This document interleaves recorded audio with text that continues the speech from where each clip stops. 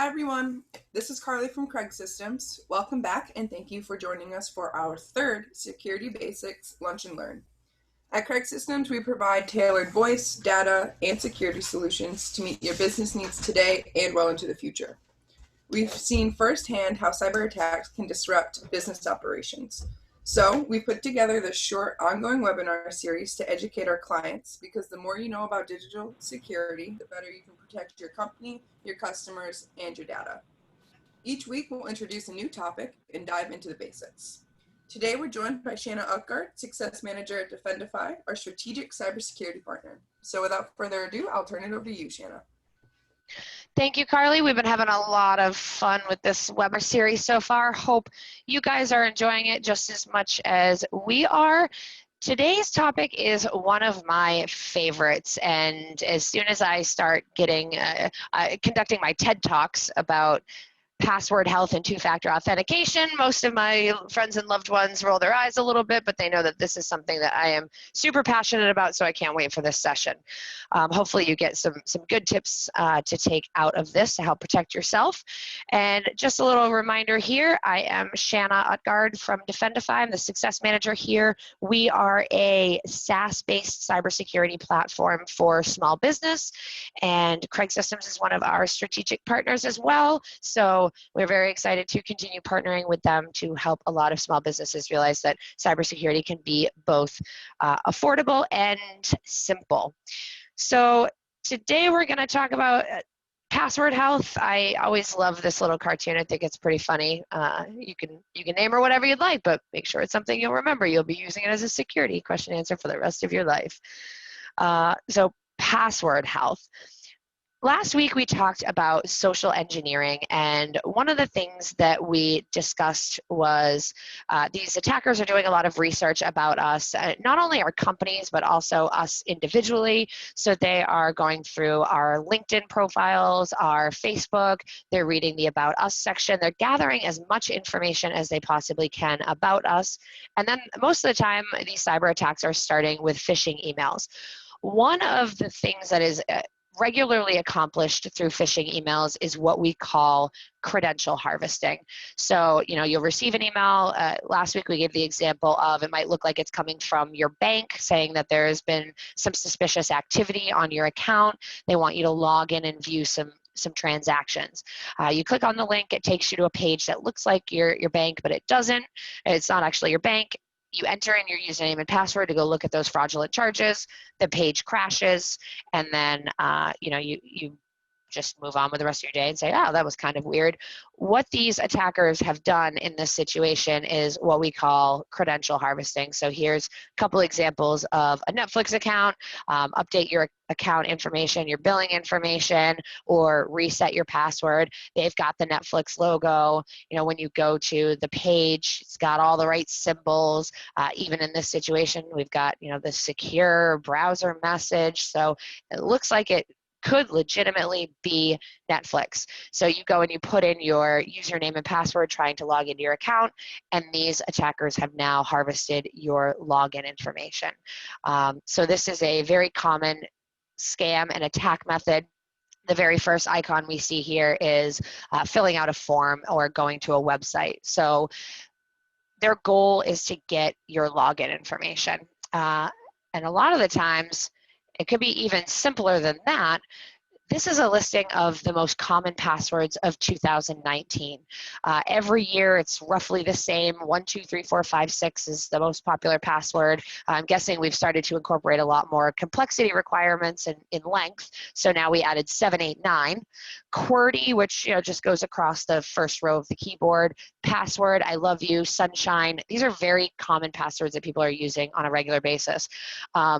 Are starting to see some unique new ones that are still, very simple human behavior, but a little bit more complicated. We'll do, 1QA, 2WS, going down, the first row or first 3 rows of each on your keyboard. So it's very common. We don't want to have to remember a lot of these long passwords. So naturally, with these being the top 10 most frequently used passwords, this is where the attackers are going to start.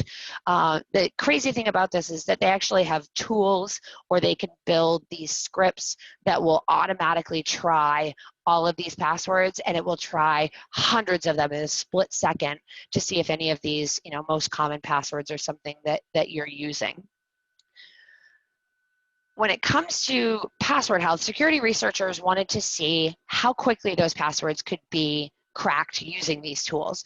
So you can see here, going down the left-hand side of the screen, is the number of characters of the password, and then going across the top is the complexity. So we've got numbers only, upper and lowercase letters, letters and numbers mixed, just all lowercase, and then upper and lower. And then we start to add in some symbols now. It's been a very popular thing. A lot of us have taken our standard passwords that we've used, and we changed the A to an @ symbol, or an E to a 3, an exclamation point instead of an I. So we're starting to mix in some of those symbols as well. But even if you have a password that is 6 characters long and is a mixture of all of those different characters, it can still be cracked in 13 minutes. Depending on the type of account that these attackers are trying to get into, that might be an amount of time that they're willing to wait. Only a handful of characters within seconds. So where everything is headed with regard to password health is length. So if we start to go down to 16 characters, for example, even if it's just all numbers, it will take a year for these automated tools to crack a 16-character all-number password. 15 characters, if it's a mixture of upper and lowercase letters, numbers, and symbols, it will take 2 trillion years to crack that. So a couple of password health tips. Where we're starting to see everything headed is length, but that becomes really difficult when you're trying to remember a password. So a lot of people have started using pass phrases. So this is a great example of one. It's a sentence. It can include spaces, upper and lowercase letters, symbols, exclamation points. So here we've got protect all our customers. We've got the A @ symbol. We've got ones instead of L's, an exclamation point, and the spaces in there. So this is a nice technique to be able to have something that's a lot easier to remember, and is meeting those complexity and length requirements. But an even bigger problem with password health is with what we call the domino effect here. So 73% of online accounts are guarded by duplicate passwords. So, people are using the same password for their email account, for their social media accounts. I know that before I worked for a cybersecurity company, I had the same password that I used for the last 15 years across every site in my personal life, at work. When I had a notification that that password had been compromised, actually, let's be real, when I was forced by whatever site I was logging into to change my password because it had been compromised, I would capitalize the first letter, I would change the A to the @ symbol, I would add an exclamation point. These are common behaviors that the attackers know that we do. So, if you had your LinkedIn password breached back in 2012 and you were prompted to reset it, these attackers know that you're going to most likely stick with some variation of that password. Maybe you'll go up or down a number or add another. So if your password ends in 1-2, you might move it to 1-2-3 or add that exclamation point. So when it comes to password recycling, where this becomes a problem is the accounts being guarded by duplicate passwords. Here's a great business scenario. Your team has been doing a fantastic job, and you decide that you're going to order pizza for everybody. You log into your local pizza place's website, you try to place an online order, and it's asking you to create a username and password and log into an account.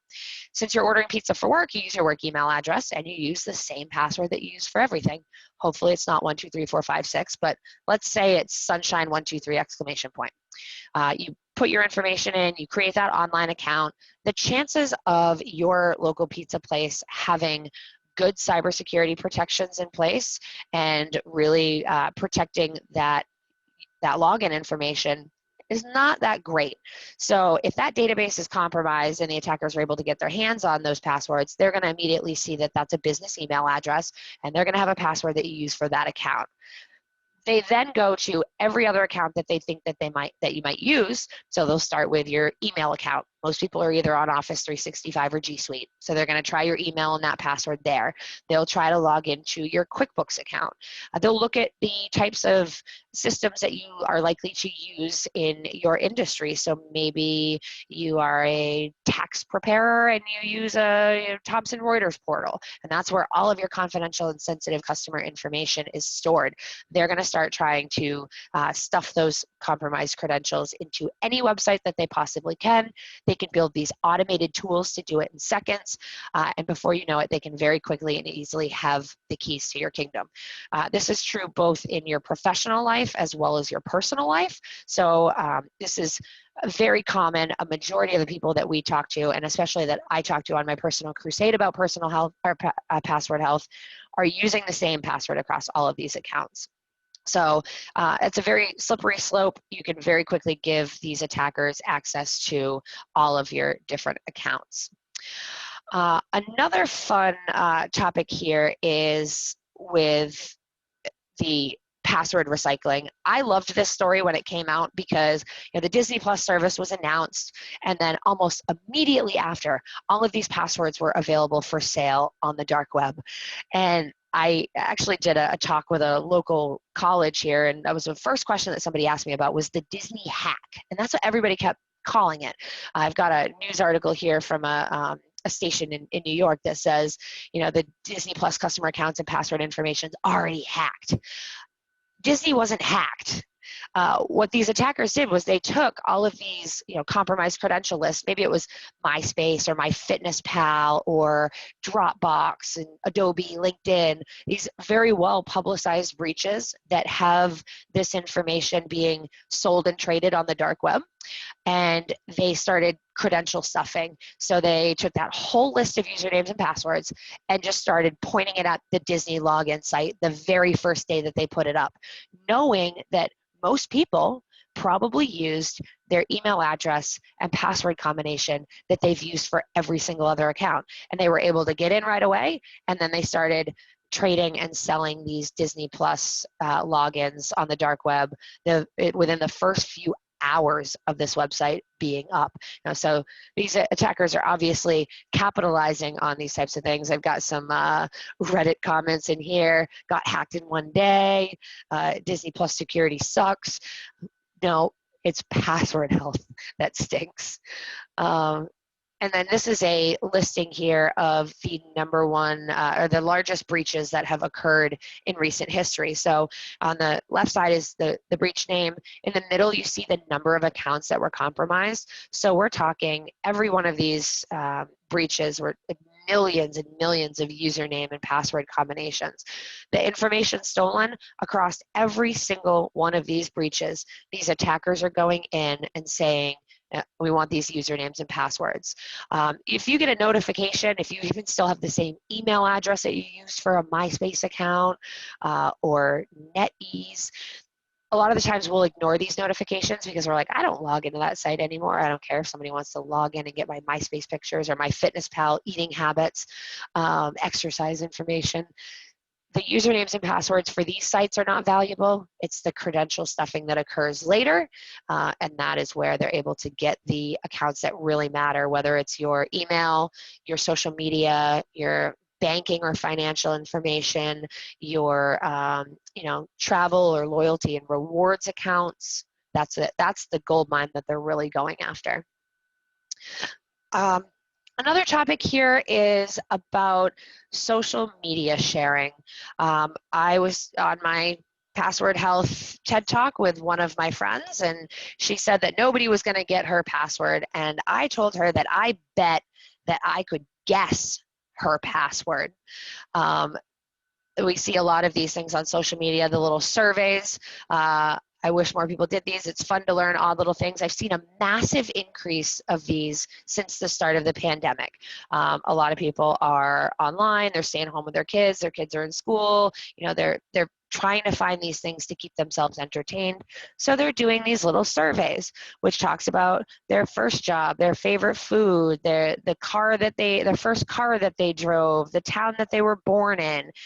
These could be pieces of information that are used to answer your security questions, or it could be information that you could potentially be using in your passwords. These pieces of information are used regularly for social media attacks. These attackers are crawling through our social media accounts on an ongoing basis looking for any piece of information that could be used against us. So the first thing that they might be looking for is information on what your password could be. So I put a listing in the middle here of some examples of information that is very easily found on social media that could be part of your password. So a quick challenge here is to look at all of your logins and see if you are using any of this information as your password. So we see Google, I think it was, released something saying that the number one phrase or number one word used in passwords is a pet's name. In case you're wondering, Bella is the number one dog's name. So if you want to crack a password, I'd start with Bella. That would be a pretty likely chance of cracking. Significant dates. So it could be anniversaries or birthdays, your birth year, your birthday. So, you know, maybe your password is Missy 1965. So it's your dog's name and your date or your year of birth. Or we see a lot with children's or spouse's name. So maybe your password is Caden, 627, because that's his birthday. So we're seeing that type of personal information. It may not be something that's specifically posted on your social media, but maybe, you know, you put a posting out there saying, you know, oh my gosh, I can't believe, you know, 13 years ago, I rescued Missy, or maybe she rescued me. You know, and now all of a sudden they know your dog's name, or happy birthday to Missy. Same thing with children. So we're putting that type of information out on a regular basis. Other family members' names, a lot of social media accounts, Facebook is a great example. It shows, you can list out who your cousins or, you know, your family members are, so that information can be deduced. Hobbies, vacation spots, things that, you know, you're passionate about that might also be a word that is incorporated in your password. So these can be used to gain access to your accounts. The other thing that this information can be used for is crafting really good social engineering attacks. So maybe they can't make a combination of a name and a date and be able to crack your password that way. They could take one of your hobbies, or they could wait for, you know, you to post social media post about how excited you are and you can't wait until, you know, your vacation. It's been so long. It's been a crazy year. You know, maybe it's the first time you're taking the kids to Disney and everybody's really excited about it. Now that attacker knows that you're going to be leaving shortly. We've shared all of that information. They can craft a specific spear phishing email, maybe to one of your direct reports that they've established a hierarchy from LinkedIn, or maybe your company website and your About Us page, and send an email saying, you know, hey Shanna, it's Tim. I'm out in, you know, Cancun this weekend for my 10-year anniversary. I have an urgent request that I need help with, but I don't have cell phone service, so I need you to make sure you complete this by the end of the day. Go buy some gift cards. Sound familiar? So the information that we're sharing on social media can be used to craft phishing attacks, can also be used to target very specific emails. Maybe you've liked a certain service that's a subscription based, and they can craft an email that looks like it's, you know, you have billing information, or there's a suspicious login activity, and send that to you to get you to click on that link and just give away your username and password and your credentials.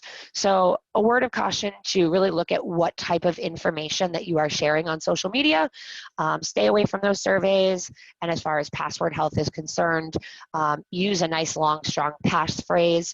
A big common method right now is using 4 different words that make no sense together and combining that.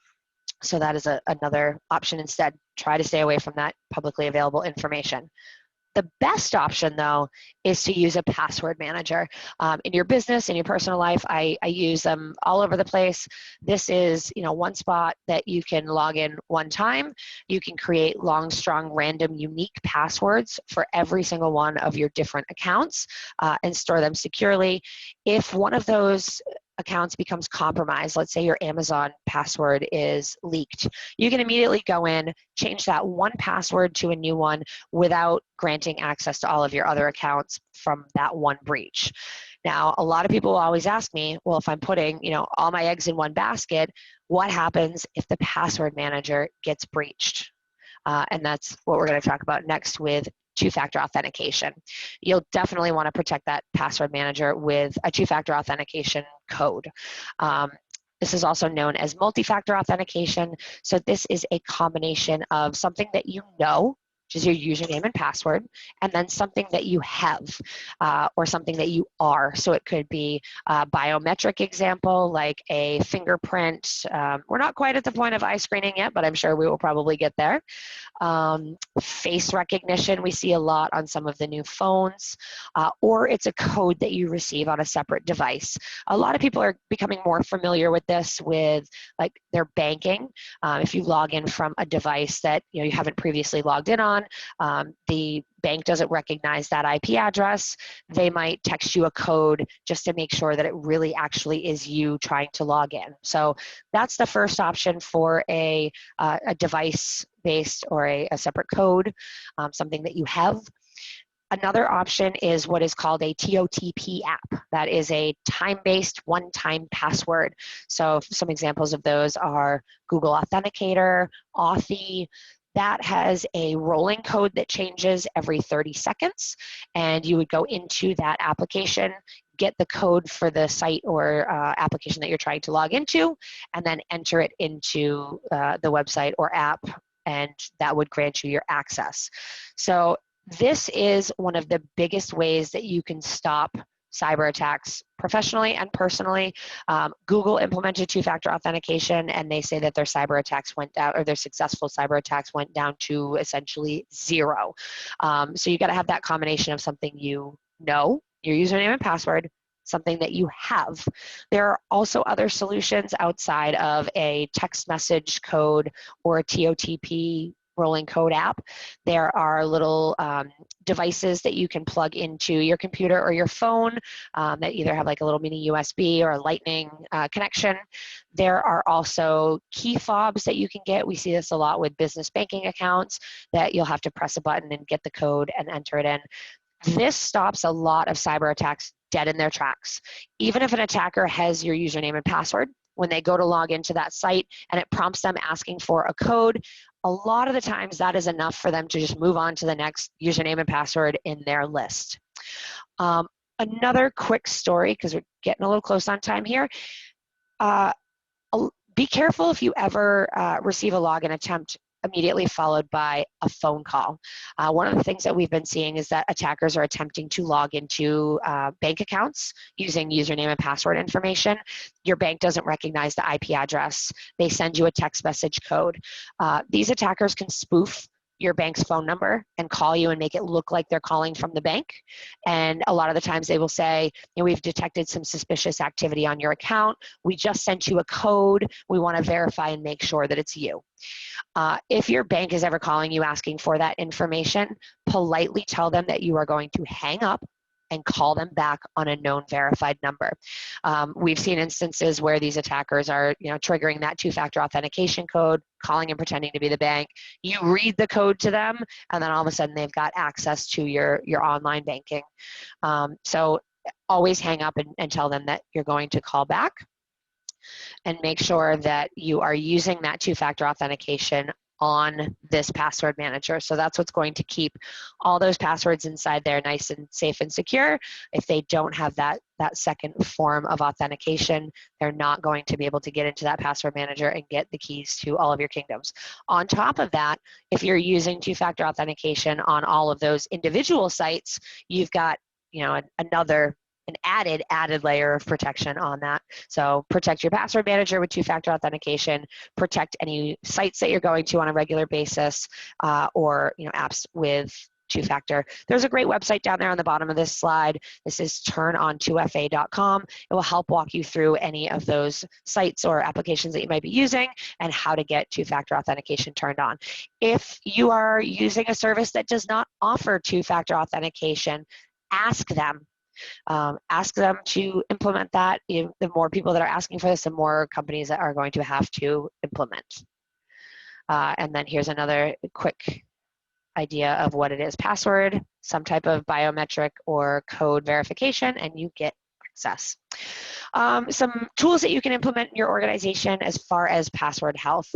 We highly recommend dark web stolen password scanning. So it can be a little alarming to see your clear text passwords come back, but it just shows you that your business email information is already out there. It's good to do a historical report and pull everything that is already available, go in and make sure that you've changed the passwords for all of those accounts, you know, LinkedIn, Dropbox, Adobe, and enable two-factor authentication where possible. But this also needs to be done on an ongoing basis. So as these new breaches are coming out and you know, there more and more compromised credentials are being added to the databases, you want to stay on top of this so that you're changing your passwords as quickly as possible before they can be used for anything. Another service that we highly recommend is having a comprehensive technology and data use policy in place. The days of having one paragraph in the employee handbook are just not enough anymore. You really need to set clear expectations with employees regarding, you know, password length, complexity, if they're expected to use a password manager, to make sure that they're storing that password there every single time, confidentiality, not sharing passwords among employees or sharing logins. If you guys are all logging into a site with, you know, one generic email address and the same password, you'll want to create separate individual passwords for each of those websites and each of those users, and make sure that it is clearly documented in your acceptable use or technology and data use policy. You also want to stay up to date on the way that threats are changing and evolving. So we recommend signing up for threat alerts and notifications so that when new scams come out or new data breaches are occurring, you can stay on top of them and make the necessary adjustments. Be on the lookout for those different types of phishing emails. And then also conducting that phishing training, because a lot of these credentials are given up through links that employees are clicking on and forms that they're filling out. So regular ongoing user training and testing and awareness is extremely important to make sure that your passwords aren't getting out there and that those attackers are not able to access any of your important accounts. And then, you know, additional password management solutions. So implement a password manager. There are a lot of really great solutions that are available out there on a personal level that are free. I don't recommend using your web browser. There are plenty of free tools that are out there that integrate very well with applications. You can use them on your desktop and your computer. You can access them on your mobile phone. They have autofill capabilities. So if you think that it's probably going to slow you down, it's not as much as you think it's going to be between using a password manager and getting that two-factor authentication code. There are a lot of apps out there. Like I mentioned, the Google Authenticator and Authy are two of them that we use on a pretty regular basis and we like. So make sure that you are deploying those for all of your users, putting them in place in your personal life, and enabling them on all of your applications and websites that you're logging into. Another quick reminder always at the end of these that Craig Systems has a free basic cybersecurity essentials package available for you. I mentioned our threat alert system, so staying up to date, having that visibility on emerging threats and data breaches and incidents that have occurred so that you can know as quickly as possible to go in and change one of those passwords. That is one of the three free services that's offered with the Essentials package. No obligation, no credit card, no expiration. So if you haven't signed up for that yet, make sure that you reach out to sales@craigsystems.com. They can give you some more information, get you set up with a free Defendify package and your 3 modules. And if you've been with us all along and you're enjoying our Lunch and Learn webinar series, we've got some upcoming topics here. Vulnerability scanning, ethical hacking, those patch notifications that you're always snoozing, the iPhone, iOS updates. We'll talk about that next week. We'll get into some ransomware. There's been some fascinating evolutions with ransomware over the past few months, so I can't wait to talk to you guys about that. Compliance. So if you're in an industry that is heavily regulated or you're facing compliance requirements, you won't want to miss that one. Annual cybersecurity training versus ongoing awareness, and then the less sexy stuff. So again, we're on every Thursday at 12:30 p.m. We hope that you'll grab your best brown bag lunch and jump in for a half an hour of awareness and education with us. And if you have any questions or you want to request your 3 free no strings attached tools, you can call or email over to Craig Systems and they'd be more than happy to get you set up. So folks, that is all I've got for today on passwords and 2-factor authentication. 2-factor all the things. Don't recycle passwords. Great for bottles, not for passwords. Carly or Mike, anything else to add? I am all set on my end. Oh, great. Great information.